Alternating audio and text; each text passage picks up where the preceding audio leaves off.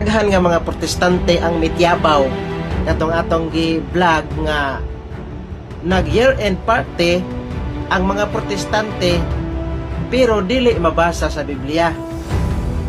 Nisupak sila sa Christmas party kay pag-ano ko no, dili ko no mabasa sa Biblia ang Christmas party. So nag year-end party sila. Karon ang year-end party kay dili man mabasa sa Biblia. Daghan nga mga protestante ang mityabaw. Hurot-hurot gyud ang tisyo kay daghan nga mga protestante ang naghilak. Karon naay usa ka vlogger sa Seventh Adventist ang niribat. Atong paminawon kung nakapuntos ba siya. Basaha din ha sa Mayong Balita Biblia, Ecclesiastes 11 versikulo 8. Kung sige ngon na kabasahon dire.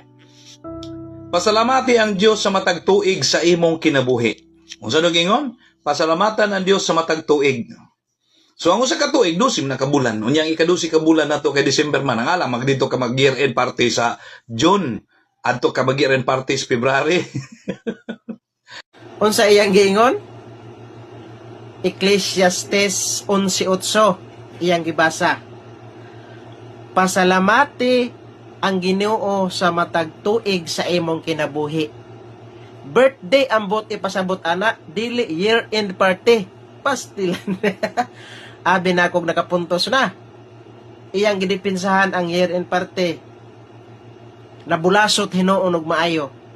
Ang giingon sa Ecclesiastes 11:8, pasalamati ang Ginoo sa matag tuig sa imong kinabuhi. Ako ang akong birthday July man.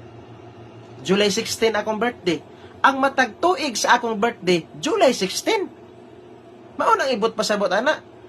Dili na year-end party. Wala maingon ang Ecclesiastes 11:8 nga pasalamati ang matag tuig sa kalendaryo. Wala gid maingon. Mao na nga kanang imong pagpanalipod anang imong year-end party nabulasot hinuog maayo. Pastilan. Naglikay-likay mo sa Christmas party kay dili mabasa sa Biblia, ni samot ang year-end party dili mabasa sa Biblia.